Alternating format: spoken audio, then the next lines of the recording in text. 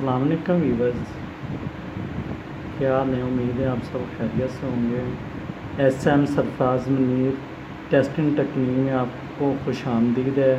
आज की वीडियो हमारी पावर से रिलेटेड है कि हमारे केवीए किलोवाट का तो हमें पता होता है, लेकिन जो हमारी थर्ड फॉर्म है केवीआर, इसके बारे में बहुत कम लोगों को पता है। तो आज हम इसी टॉपिक पे बात करेंगे कि केवीआर क्या चीज़ है। तो इसको समझने के लिए हमें थ्री फेज़ पावर जो कि √3 वीज़र बाई कॉस फाई यहाँ से स्टार्ट करना पड़ेगा। ये हमारी पावर है एक्टिव पावर। अब अगर हम ये ट्रायंगल पे जाते हैं तो ये हमारी एक्टिव पावर किलोवाट है जो कि हमारी कंज्यूम होती है। अब हमारी ये केवीए जो है ये हमारी अपेरेंट पावर है, और जो हमारी केवीआर है ये हमारी रिएक्टिव पावर है। इसको समझने के लिए हमने ये ग्लास बनाया है। अब ग्लास की जो फुल फॉर्म है जो हमें दिखाई दे रही है, जो पेरेंट्स पावर है जो ज़ाहिर है वो केवीए हमें फुल ग्लास में हमें नज़र आ रहा है कि हमने एक बोतल ली है, वो बोतल इसमें हमने डाली है। तो ये यहाँ तक तो इसकी जो है ना वो बोतल है, इसके ऊपर ये उसकी जाग आ गई है, फॉर्म आ गई है।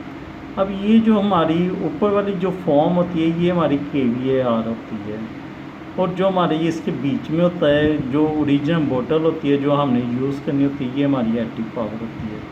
और ये जो केवीआर है ये होती है रिएक्टिव पावर जो कि थोड़ी देर के बाद ज़ाया हो जाती है, ख़त्म हो जाती है, और ये हमारी एक्टिव पावर को कंज्यूम करवाती है।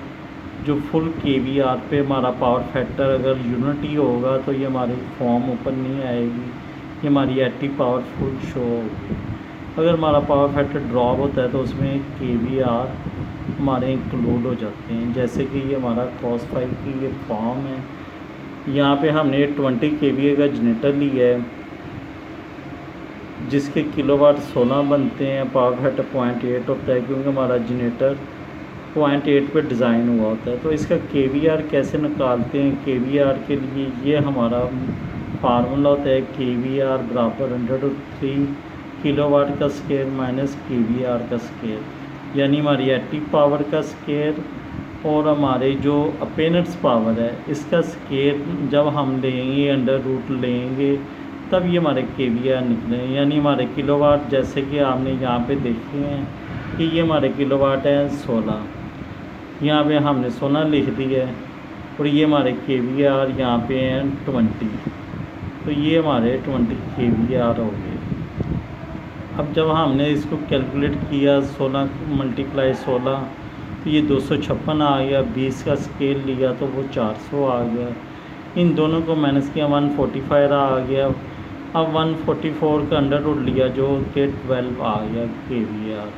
अब ज़ाहिर बात है बंदा इतनी जल्दी ये सारा फार्मूला तो नहीं ले सकता है यार, तो इसको सिंपली केवीआर को सर्च करने के लिए हमने आसानी के लिए जो असल बताने का मतलब है वो ये है कि ये हम यहाँ पे आके जैसे हमने ये साइन फाई आप देख रहे हैं इसकी पावर हमने नोट की है कि केवीआर हमारे 12 थे, केवीए हमारा 20 था, तो ये हमारा आ गया 0.6।